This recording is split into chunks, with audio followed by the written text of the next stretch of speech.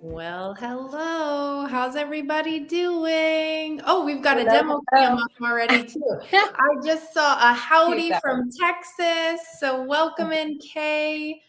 We've got people from South Carolina, San Antonio, Florida, Illinois, New York. How awesome. There you got everybody from everywhere. So it's fun to see you all here. We're glad that you're tuning in for week 2. Woo! Woohoo! I can't believe it's week 2 already. I don't I know how it's know. June. Hi, Wanda from Sacramento. Okay, so we have basically week 2 starting now. I would love to know in the comments. Hi, Miss Ellen. I would like to know in the comments. By the way, you don't have to be caught up, so don't let this. You can work at your own pace. Who is completely ready Don't for stress week them out. 2? I know, I'm not trying to stress you out, but who's ready for week 2? Let us know. I'm ready. Sarah's ready. I'm ready too. And then I did see, I don't know if this is on your agenda, Sarah, but Roxy asked, please share tips on pressing wool batting. She's not really Okay. loving her results. So I know you've got good tips on that. Okay. So, Yeah. Yeah, we can do that. I should mention too, the last time I did a giveaway, I screwed it up. What'd you do? Oh, yeah, you had the wrong word in there. I Well, had what the word wrong is in there this time? I've checked it twice. Which is kind of a pun because though the giveaway word to win $10 in store credit today is the word TWO, not the number. You have to spell the word TWO for week 2 of the 2023 Mystery Quilt, and we're going to give somebody $10 in store credit. You do have to have given StreamYard permission to see your name and profile. If you've ever done that before with anyone, us or even anyone else that goes live, you don't have to do it again. But if you don't do that, it's not going to register your name. So I'm already seeing comments come in. Everyone's typing 2, so you're ready. Catherine's ready for week 2. Okay. All right, Sarah, I'm going to shut up and turn it over to you. Okay. Well, what we are going to start with is I'm going to pull all of it's just me in here. I got my phone here. So you got to give me a second because I have to uncover everything here and then I'll show you the close-ups with my phone. And somebody, as I uncover these, I'll talk about this. Somebody said I don't recall her name, so I apologize because she's going to watch the replay, but she can't watch week 2 live. And she said, I think she was probably looking at her files of border 1 and border 2, and she was wondering, what the heck is the difference? There's really not a difference, right, between the border files from last week and border 1 and border 2. There is a very slight difference, and I will show you that in a moment. And it's really, once I point it out to you, you'll definitely be able to see it, but it does take a very, very discerning eye to be able to catch that. So let me just get a few more of these uncovered as I work as fast as possible. I'm also going to uncover, I'm just going to uncover all of them. Oh. Then I don't have to go back and forth. So week 2, make sure I get the right ones. Somebody tell me if I uncover week 4. Okay, so this is week 2, and I am going to switch over, if I can do this correctly. I can. Aubrey, can you switch the screen? Oh, I see where. Yes. Okay, awesome. Thank you. Okay, so this is week 2. So the center was week 1, but we've got week 2 down here below. And then up here. And then also, like I said, border 1 and border 2 blocks. So really the only difference in these blocks is that the quilting will line up with your background quilting to your actual blocks. So make sure that you label these border 1, border 2, and then you can see in your layout file how it's all laid out for your layout file for week 2. But it really is just that the quilting matches up right here. It's very, very slight, but I do think it's important. You want to have those little details all perfect if you're going to put in all the work to stitch these blocks out. All righty. So Aubrey, now that I've revealed it, yeah. Thank you. Now that I've revealed it, I'm going to throw it back to you. And Okay. I'm going to get my camera set up really quick. It'll just take me a minute. Thank you, ma'am. All right. So while she's moving her camera around, I do want to remind everybody, is anyone not yet doing Mystery Quilt, by the way? Because there is still time to purchase the Mystery Quilt. I know we had like a May 31st deadline for the bonus, but if you're kind of seeing up to week 2 now, and when we switch back to Sarah's camera, we can show you kind of the full look too. But if you are kind of on the fence, I think you've seen enough now that maybe you could feel comfortable committing. We just want to let you know that that is still an option through June 30th at this price. You can do the download only, or you can add the USB. Either way, you're going to work off the download files through Mystery Quilt so that we can keep it a mystery. So, all right, Sarah, you want the demo cam? Yes, I am ready. And I saw some of the comments that Kathy is having trouble getting her StreamYard permission. And Kathy, if you have YouTube, hop over on YouTube and try it, because for some reason my Facebook profile won't let me give StreamYard permission either. But if I'm on like our main Facebook page, which we're not streaming there today, but if I'm on our main Facebook page, my name will show up through there. It's very odd. I think it's just your permissions for your profile. Okay, so I should have shown you guys which block we're going to stitch out. We're going to stitch out C6. So here's kind of what it looks like in our instructions. C6, it's the very bottom block right in the middle of the quilt. And I have our battleizer, which is our batting and stabilizer, in my hoop already. And then I did step 1, which is to use a water-soluble thread and sew our placement stitch. So that's step 1. And I wanted to show you guys a little bit more this week, our instructions, kind of a close-up of our instructions as we go. So step 1 is done. Step 2 is our optional step. This is for the wool batting. And I'll tell you a trick on how to press that, because I know you said Roxy was asking.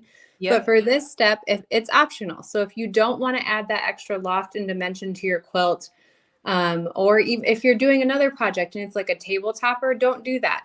Just skip that step and go on to step 3. But for step 2, I am going to use the wool batting today. And you just want to raise your presser foot a little bit if you're tacking this down, just so that it skims right over the top of your wool batting. And here it is, all pressed and ready to go.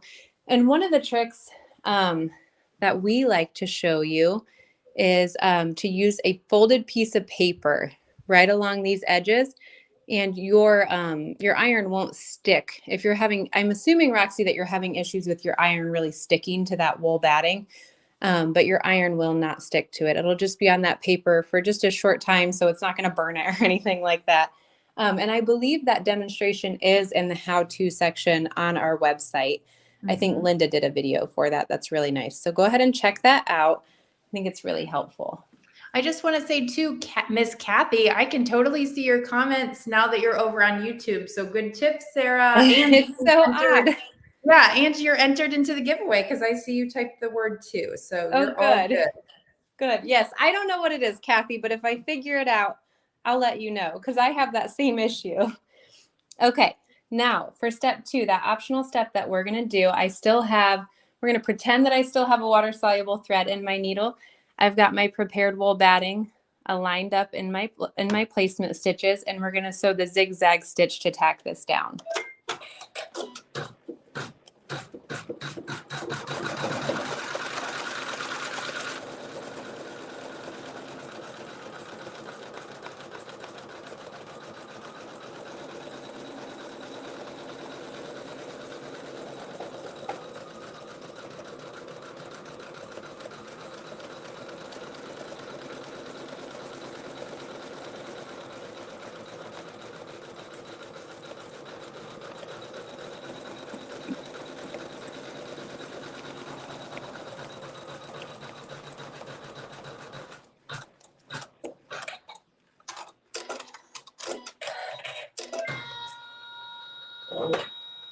Okay, now for step 3, I'm still going to keep You guys aren't centered in my camera, are you?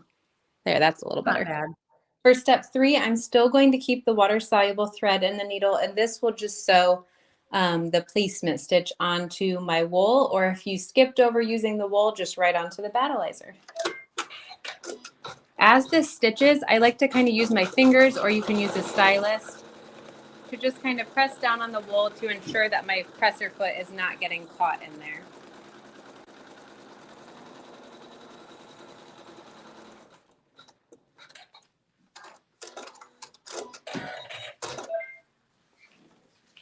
Okay, and then step 4 already. Step 4, we're going to use our background fabric.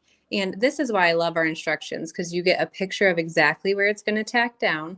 And it's going to tell you what to use. And typically the fabric or the thread are underlined. So we'll align our background fabric, and then using that same water-soluble thread, we're going to sew the tack down. So just align it in that placement stitch.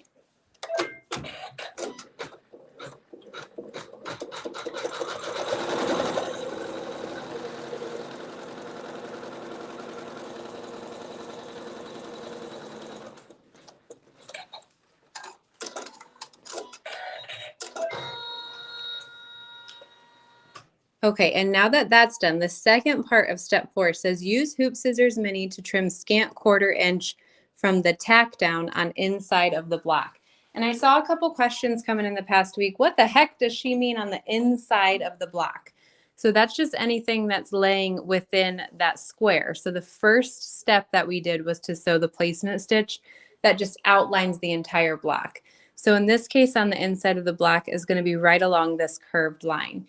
You want to keep this excess fabric on the outside edges of the block, because this fabric is what will trim up nicely, and this will be in your seam allowance. So if I were to trim close to the stitching on the outside edge of the block, I would probably just have a raw edge right at my seam, and it wouldn't look very good once I joined my blocks.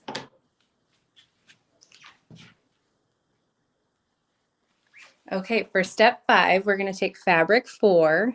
Got this really nice kind of buttery yellow fabric, and just align that over our placement stitching, and then still with water-soluble thread, we'll sew the tack down and the placement stitch for some future appliques.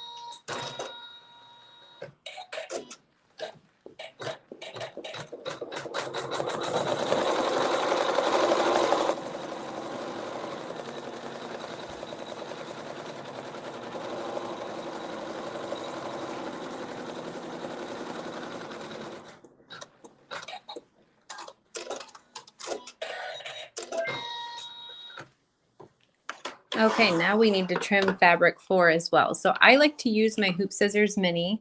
You could use just the regular hoop scissors for these steps since we're not trimming closely, but we're just going to trim a scant 1/4 inch on the inside edges of that block.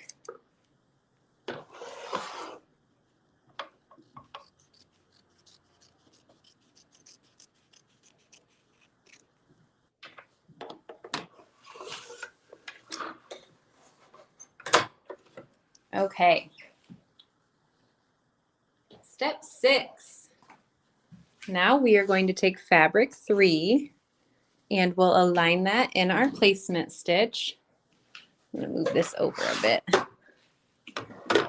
So we'll just align this in our placement stitch kind of on a diagonal, and you'll just lift up under each corner to make sure I'm covering everything nicely, and I am.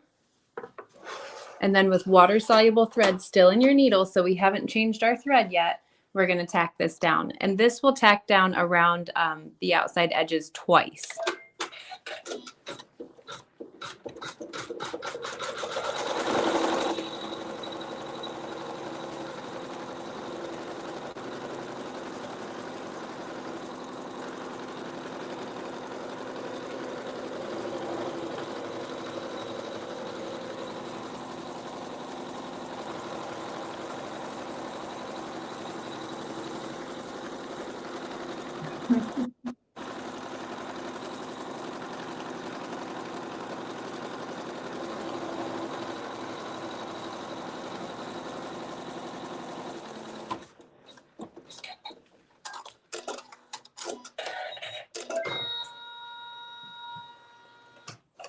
Okay, now where'd my hoop scissors go? There they are. Okay, so I have my hoop scissors mini again. And now for this piece of fabric, this is going to be an applique. So we are going to trim close to the tack down stitching on the inside edges of the block. And I'll show you kind of what that looks like and where I do trim and don't trim in just a moment. Sarah, I saw someone asked, yeah? It's go probably ahead. the same question I was going to. Someone Yep. asked, can the battleizer be cut a little smaller? It seems like there's a little excess. And yeah, the battleizer, especially to the left on my, hopefully it's to the left on from your view, but to the left of my hoop, yeah, you don't need to have it cut that large. And the width of the battleizer, Aubrey hopefully will correct me if I'm wrong, but I believe it's 24 inches. And with this size hoop that I'm using, that means that I can get 3 hoopings across. And if you cut your blocks consistently the same way, you get nice strips that are the same length that you can use as for Frankenbat. So you're saying you could unhoop that, move your hoop down, and do the next block. The way that I cut this one, I probably couldn't with the amount of fabric I have over to the left-hand side, just because I just did this for a demo. But if I'm making a whole quilt and I'm doing block after block after block, you can get 3 blocks, at least in this size hoop, across those 24 inches. Perfect. Okay. So this is how I trimmed my fabric. So you can see, let me pull this out because I had, I think, 2 questions on this. Get this out of my way. You can see down here, I left all this excess. Now, if you want, you can trim this. You just want to leave at least a 1/2 inch of fabric on this outside edge of your block so that when we trim it with the trimmer by George, it's very nicely trimmed to a 1/4 inch and you have plenty of fabric for inside your seam allowance. But then I trimmed as close as I could to that tack down stitching on those inside edges. Okay. Now, we are on step 7. Let me find my instructions because I said the wrong fabric last week and I don't want to confuse you. Okay, step 7 says align fabric 5 over the placement stitch and still with water soluble thread. We will sew the tack down and then we are going to trim close to the tack down stitching on the inside of the block. Sarah, are you making a 5-inch block? And do you know? Okay, and so your hoop size, as you notice, she's just using the smallest hoop that still fits that 5-inch block. Correct. Because it'll be different depending on your machine, right? And a lot of different factors.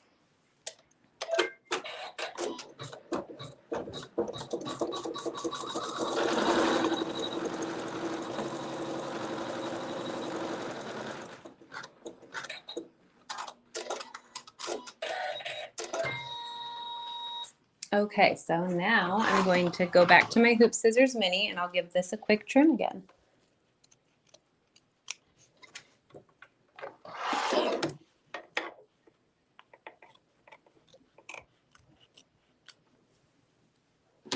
Okay.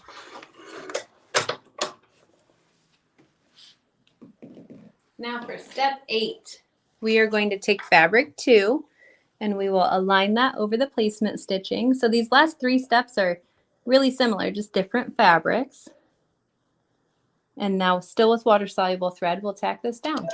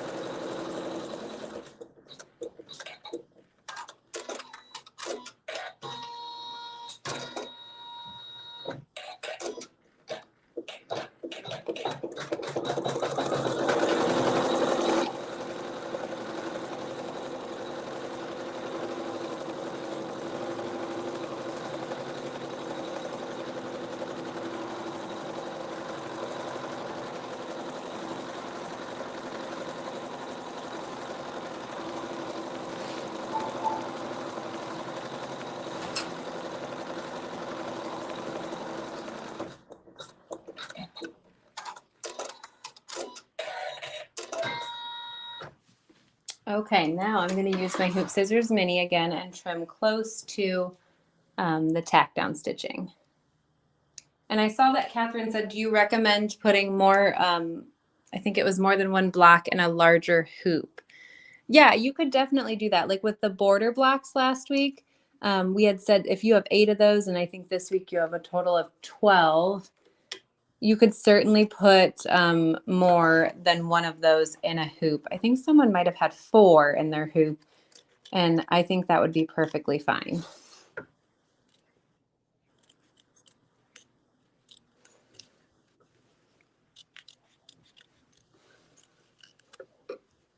And as I'm using my Hoop Scissors Mini to trim, I just like to apply just a little bit of gentle outward pressure on that fabric away from that stitching, especially with a fabric like this. It's not an open weave. This is a batik.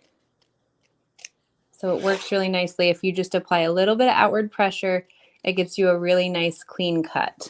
So when you say that, are you meaning like just give a little tug on the fabric that you're cutting away? Yep. Okay. Like I'll just pull on it a little bit.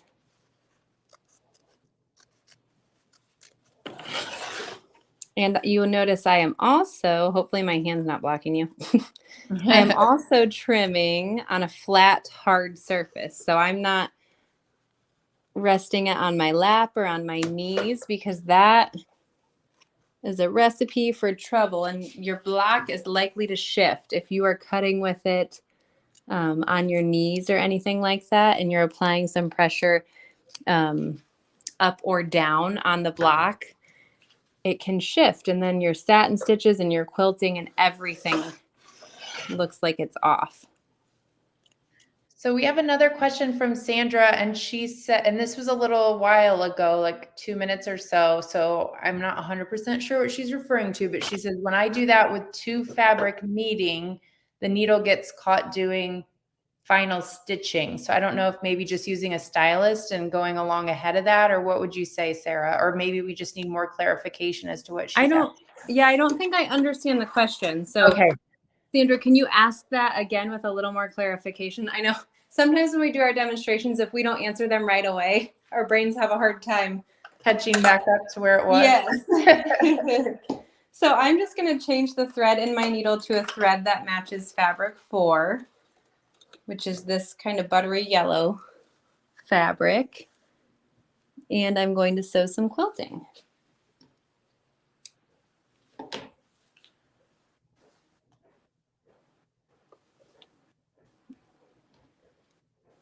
All right.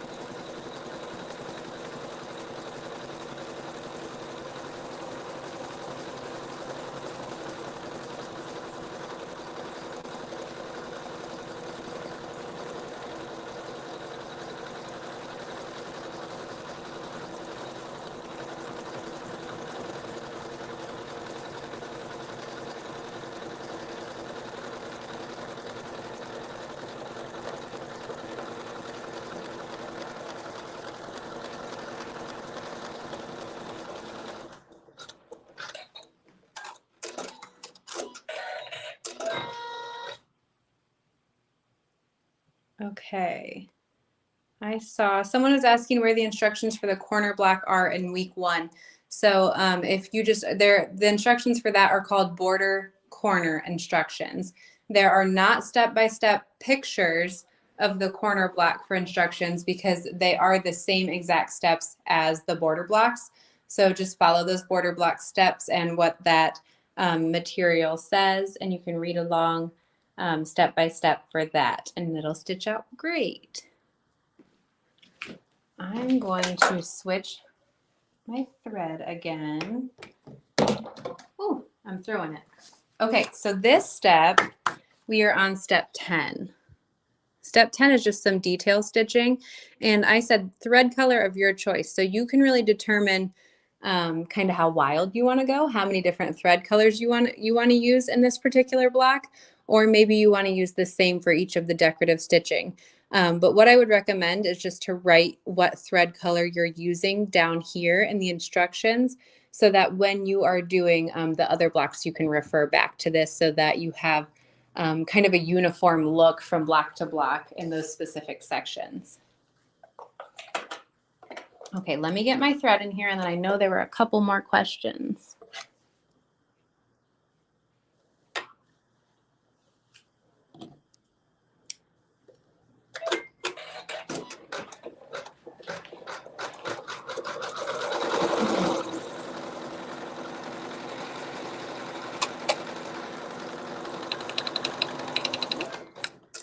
My machine is misbehaving.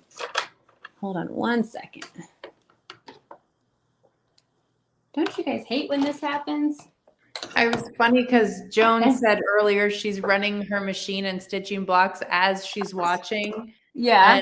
And she heard the noise from your machine when hers stopped, and she thought hers was misbehaving. Oh no. Nope. Like different sounds. Okay, I got it free. Let me clean this up a little bit. Aubrey, what questions did you have?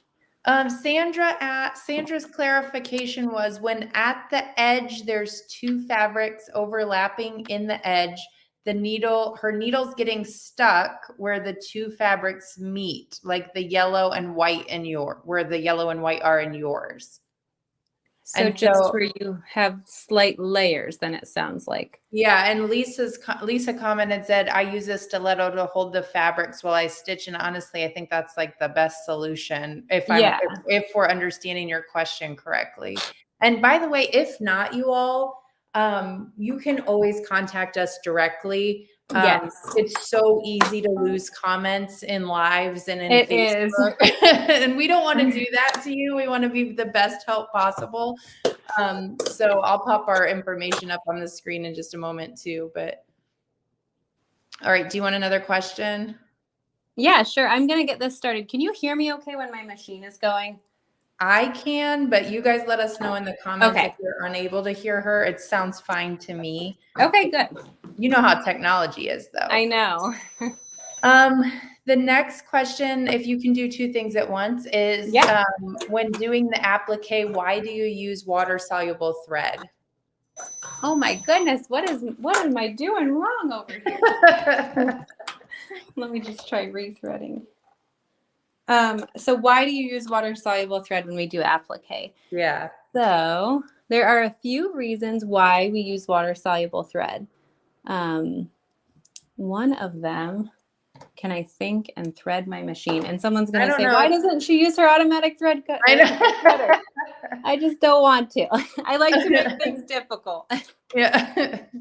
There's a few reasons why we do that, though. One is because when you are tacking down a fabric, especially my applique fabric, like this yellow one that I'm pointing at, you want there to be water-soluble thread around these edges because when you join your blocks together, you can easily wash away any of these basting stitches that might show unless you are catching them perfectly every time, which is quite the task. So that would be very difficult to do. So it would just wash away easily. And then the second biggest reason that we use water-soluble thread that I like, because I think it just makes stitching a block go a lot smoother, it just eliminates thread changes. So when I was tacking all of these down, I didn't have to change from a neutral thread. So a yellow that matches this, a green that matches this, a pink that matches this. It just makes life go a lot smoother and eliminates a bunch of thread changes. That sounds good to me. And they're also commenting that they can hear you fine when you're sewing. So I think you're good. Okay, good. And they can hear me fine when I'm fighting with my machine. Yeah. Another answer for Sandra, Paula said, try using paper tape to hold down fabric.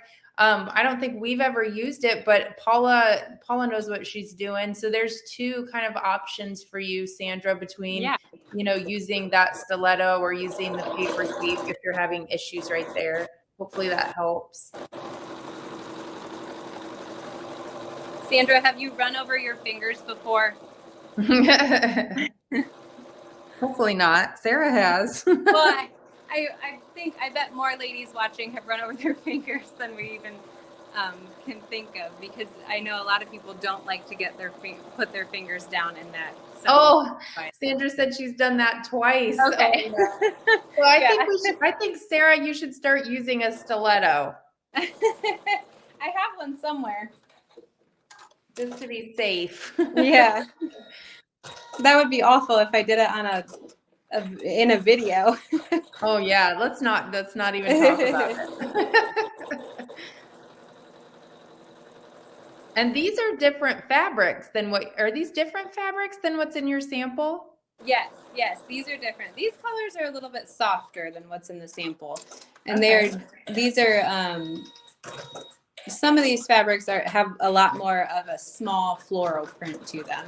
I think everything in my sample is a solid or reads as a solid. Okay.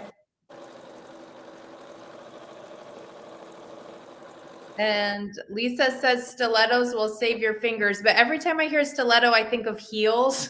And I think of the other thing as a stylist. I don't know. So when I saw stilettos save your fingers, I wanted to say, but they don't, they kill your feet. Okay, I'm going to switch at this point over to a new block. Not a new block, the same block. Just skip a few steps. Yes, Margie says that's a club you do not want to join, is the I ran my finger over with the needle club. That's right. It doesn't feel good. No. Okay, so we did skip a few steps. So we skipped 2 steps to be precise. We skipped the really pretty fun detail quilting on the inside of fabric 2, and then I'm skipping over the satin stitching for fabric 2. So I did all that, and now I'm going to skip forward a couple steps. So same block, still block C6. I skipped another step too. I'm sorry. I fibbed. I skipped some of this detailed decorative quilting right along here. So this is what I was saying. Each of these steps say use thread color of your choice. So you can kind of decide if you want to go really wild and use a different thread for each of those, or if you want them to all be the same. Okay, so what step are we on now? Now we are on step 15. And I should say, before I move to step 15, I am skipping over step 14 as well, which is, this is kind of an optional step as well. If you want to add the backing fabric to the back of your block while it's still in the hoop so that you can see that quilting on the back side of your quilt, you can do that in step 16. So in that case, you would just take your hoop off your machine. I leave the block in my hoop and I just turn my hoop over. And once I've got it turned over, you can kind of see the outline of my block right here. So I would just take my fabric that's cut, align it over the back of my block. And that fabric does cling nicely to battleizer. So when you flip your hoop over, you just give a little peek underneath there to make sure it is still lying nicely. And then you can sew the tack down with water-soluble thread, and it just tacks down right along the edges. Okay, and step 15, we're going to sew the quilting onto the background fabric using a thread that matches my background fabric. So let me switch over to that.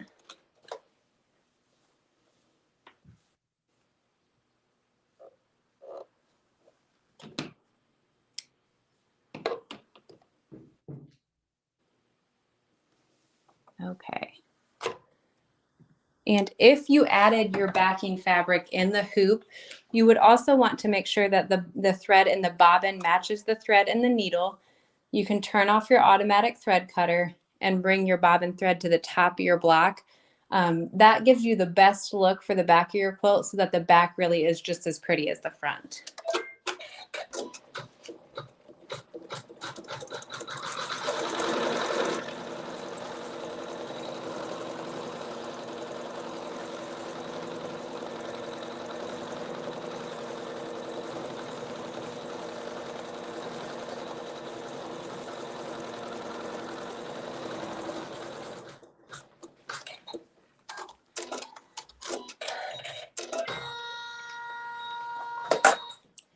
Okay, so 2 more steps left in this particular block.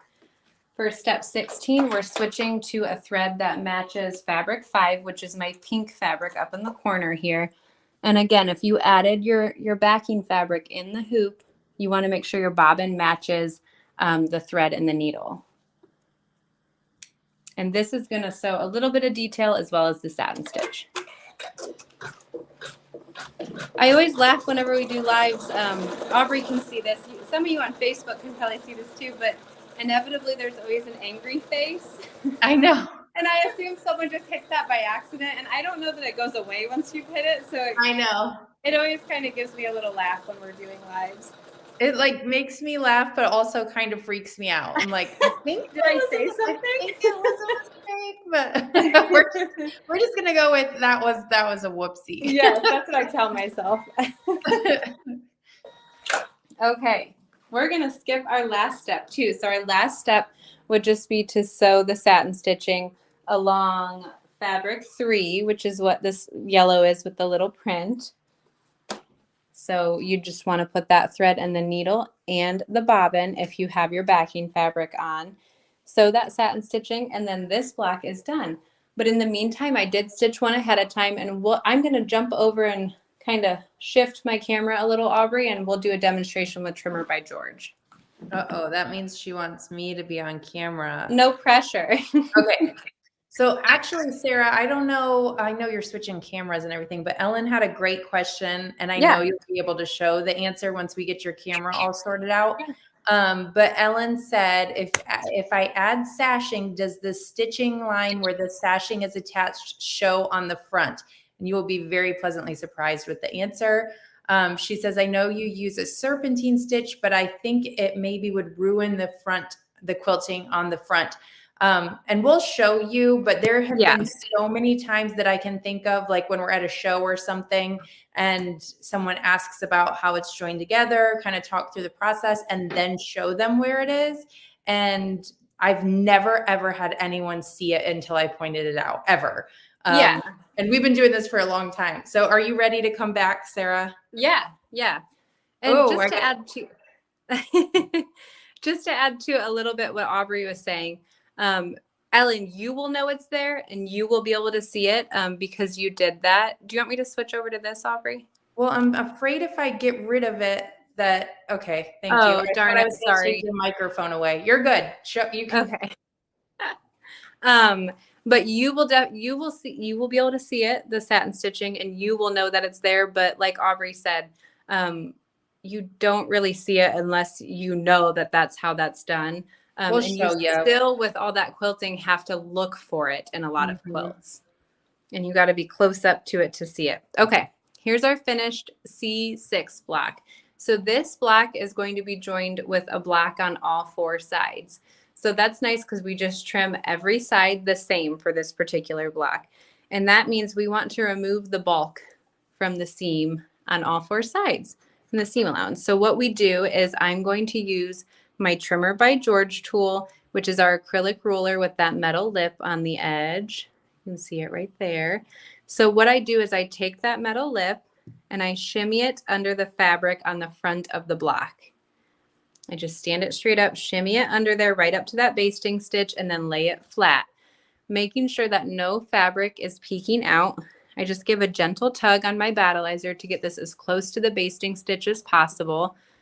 And then I use a 60mm rotary cutter to trim away the battleizer. And a lot of ladies asked last week, how do I trim if I've added the backing fabric in the hoop? And the function of the trimmer and how you use it is the exact same. So whether or not your backing fabric is on your block at this moment, you still trim it the same exact way. Okay, since I have this extra battleizer over here, what I would do with this is I'm going to turn my block all the way around, because this would be a nice piece to use for Frankenbat. You don't want to toss all this perfect battleizer, right? So now I'm going to trim this other side the same way. So stand your trimmer by George on that metal lip, shimmy it under the fabric on the front of the block, and then lay it flat. Always peek to make sure none is sticking out. A little tug, and then a 60mm rotary cutter. And you want to use a 60mm rotary cutter because if you have a 40, you're much more likely to cut on an angle, which means it's much more likely that you're going to cut into your block. Okay, last two sides. Hey, Sarah, Bobby said that she sent angry faces by accident a time or two.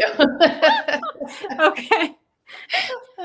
So she says more than that in there, but it just made me giggle because I know it happens. We don't know who they come from. We kind of think it's funny. And then she says, I'll just send more hearts. We're not offended, but Bobby. She said at the end she'll just send more hearts. Okay. Nice. That's funny. Okay. So we've got our back trimmed up all nice. You can see it's really nice and close to those basting stitches. And I did not cut into any of the fabric right along that basting stitch on my block. So yay, love this tool. Okay, and now I want to trim the fabric on the front of the block to 1/4 inch from the basting stitch. So just do the other side of your trimmer by George and use it just like an acrylic ruler. And if you guys have I always want to say stiletto suggestions, the kind that hold fabric down, not that you walk on, let us know because Sandra's looking for some. She does not want to run over her finger a third time. No. And I can't say I blame her.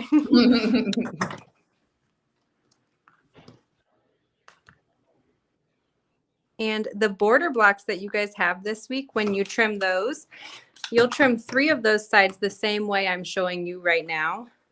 And then that 4th side that's going to have the binding sewn to it, so that's on the very edge of your quilt, you'll just trim 1/4 inch through all layers. Okay, this block I think went this way. I'm trying to figure out how it was oriented. So there is our final block. And you can see when I left all that excess fabric on this outside edge, it trimmed up nicely to 1/4 inch. And now I have something that will actually be in my seam allowance, so I don't have a raw edge showing right at that seam. Pretty. There we go.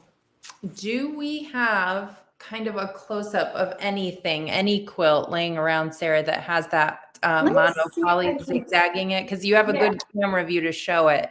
And I think Ellen would like that. Kay uses chopsticks. There you go.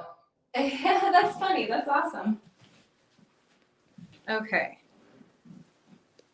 I've got something here. Let me see if I can get it folded.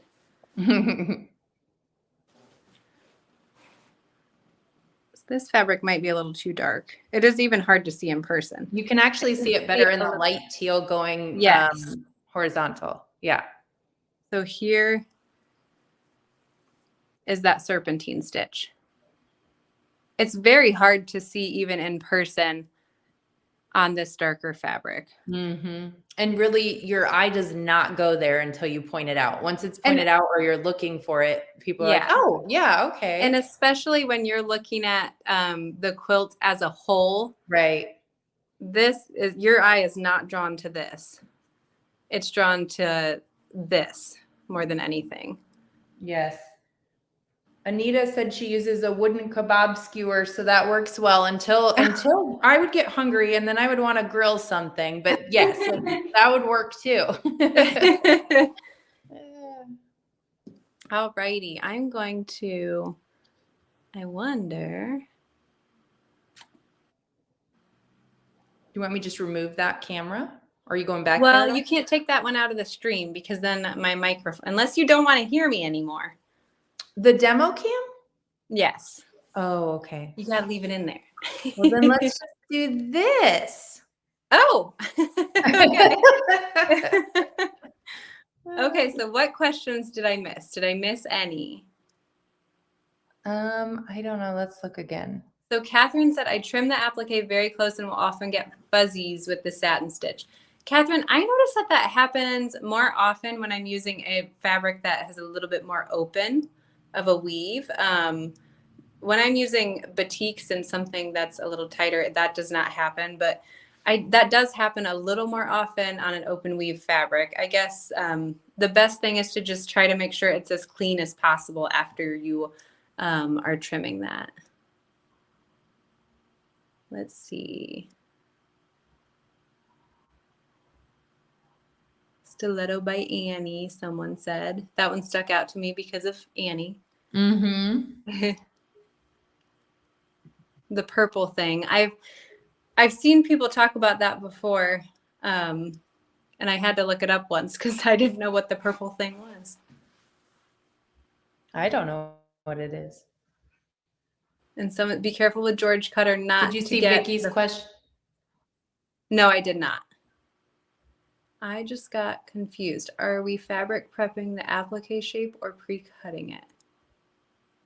I'm not sure exactly what you mean, Vicky. So with the applique shapes like this one, you saw when I did the demo, it was just a square piece of fabric that laid over that. And then after it was tacked down, I trim it with the trimmer by George. You're not using like SVG files or anything like that to cut this. Okay. Yeah, I've heard of that. I think it's called Terrio Magic, to help with the fraying or of those open weave fabrics. That's a good point, Joan. That might be something that you girls, I saw 2 of you comment about that. That might be something to look into. Yeah. Okay. That's one of the beautiful things about this group is sometimes, well, there are a lot of experienced sewers in here and they have awesome suggestions because a lot of ladies have tried a lot of things. And so they know kind of what works for them, and can kind of point you in a direction. Absolutely. Okay. I think, Sarah, I'll do the giveaway real quick. And then if anyone has any last questions for week 2, pop those in now and we'll do like one last Q&A round. Sarah, you can like kind of look through the questions. Yeah. So last chance, comment the word TWO. We have almost 100 of you on here between YouTube and the Facebook group, but I haven't seen that many word 2s in here, just 55. So real quick, you're in and out of time. I'm going to go ahead and share my screen and we are going to pick a winner. And the winner is going to get, I hope you guys can see that. The winner is going to get $10 in Hoop Sisters store credit. And we're going to pick that person right now. Here we go.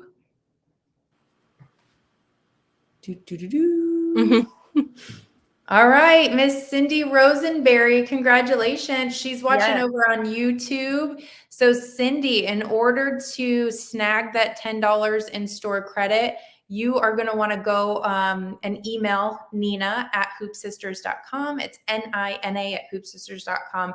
Let her know you won the giveaway and she will pop $10 in store credit in your account.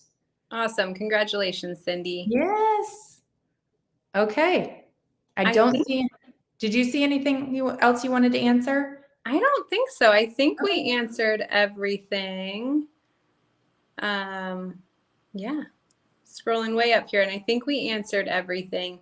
If you guys have any questions as you're stitching out the blocks or you can't figure out a step, feel free to email me as always, Sarah at hoopsisters.com. Just shoot me an email. If you're having particular, like specific questions about a step, maybe include a picture of your block too. That's always helpful.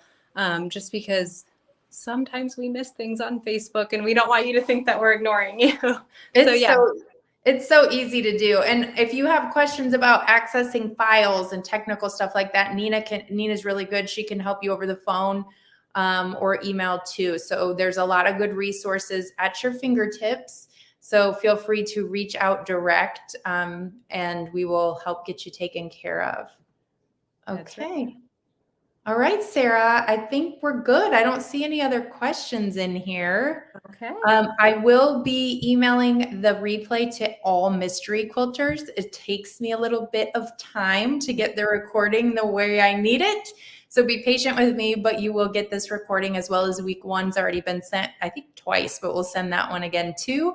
So you guys can always watch the replay, pause Sarah, rewinder, and all that good stuff. Fast forward. Yeah. And we might have a big announcement coming tomorrow. So maybe watch the social media pages, right? Especially Cindy. Cindy just got $10 in store credit. Yeah. All right. Well, thanks for watching, guys. We'll see you next Wednesday. All right.